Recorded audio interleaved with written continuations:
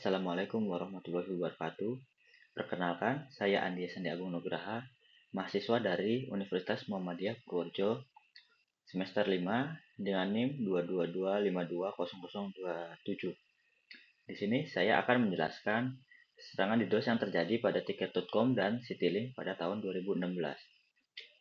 Pada tahun 2016, Indonesia mengalami dua serangan DDoS besar yang melumpuhkan situs web tiket.com dan Citylink.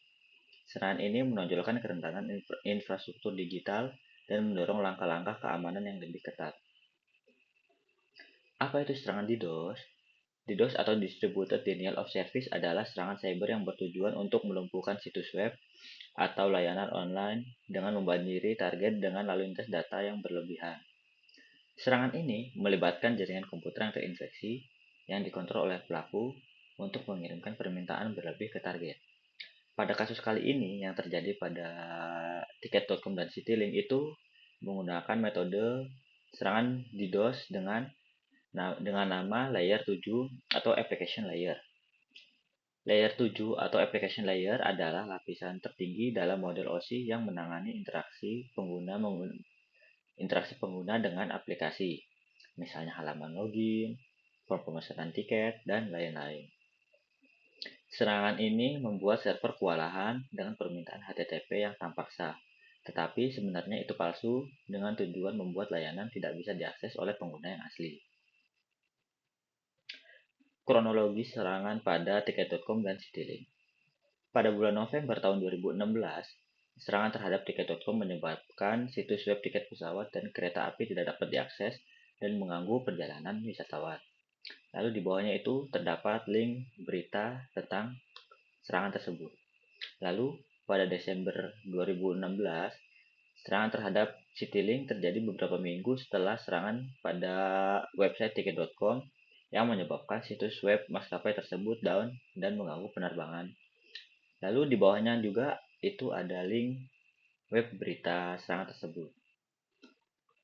Lalu dampak serangan terhadap bisnis itu ada 3. Yang pertama, kehilangan pendapatan. Situs web yang tidak dapat diakses berarti kehilangan penjualan dan pendapatan, terutama pada industri yang berbasis online seperti travel. Lalu yang kedua, kerusakan reputasi. Serangan DDoS dapat merusak citra perusahaan di mata pelanggan dan juga investor, karena menunjukkan ketidakmampuan website untuk melindungi data dan juga sistem. Lalu yang ketiga, kehilangan kepercayaan pelanggan. Kegagalan layanan yang disebabkan oleh serangan DDoS dapat membuat pelanggan kecewa dan kehilangan kepercayaan terhadap perusahaan. Lalu, upaya penanggulangan serangan DDoS. Yang pertama, ada firewall. Firewall adalah lapisan keamanan utama yang berfungsi untuk menyaring lalu lintas jaringan yang masuk ataupun keluar. Lalu yang kedua ada cloud security. Cloud security itu layanan keamanan berbasis cloud yang dapat membantu mendeteksi dan menanggapi serangan DDoS secara real time. Lalu yang ketiga, ada peningkatan infrastruktur. Dengan memperkuat infrastruktur jaringan, seperti meningkatkan bandwidth dan kapasitas server, itu dapat membantu mengatasi banjir yang terjadi pada lalu lintas. Lalu pelajaran yang dipetik dari dua kasus tersebut itu yang pertama ada kesadaran. Pentingnya kesadaran tentang ancaman cyber dan upaya pencegahan proaktif. Lalu yang kedua ada investasi, yaitu investasi yang memadai dalam keamanan cyber untuk melindungi infrastruktur digital. Lalu yang ketiga ada kerjasama. Kerjasama yang erat antara pemerintah, perusahaan, dan juga lembaga keamanan cyber.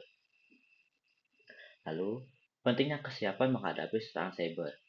Yang pertama ada analisis risiko dengan mengidentifikasi dan menilai risiko keamanan cyber yang dihadapi oleh perusahaan.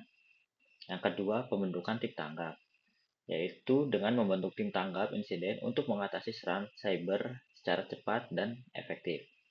Lalu yang ketiga, simulasi serangan. Dengan melakukan simulasi serangan cyber, itu kita dapat menguji seberapa rentan si website yang kita punya. Lalu, kesimpulan dan rekomendasi. Yang pertama ada prioritas. Prioritaskan keamanan cyber sebagai bagian dari integral dan strategi bisnis. Lalu yang kedua ada investasi. Alokasikan sumber daya yang cukup untuk membangun dan memelihara sistem keamanan. Yang ketiga, kerjasama. Tingkatkan kerjasama dengan lembaga keamanan cyber untuk mendapatkan bantuan dan informasi terkini. Sekian dari saya. Mohon maaf kalau ada kata-kata yang salah. Wassalamualaikum warahmatullahi wabarakatuh.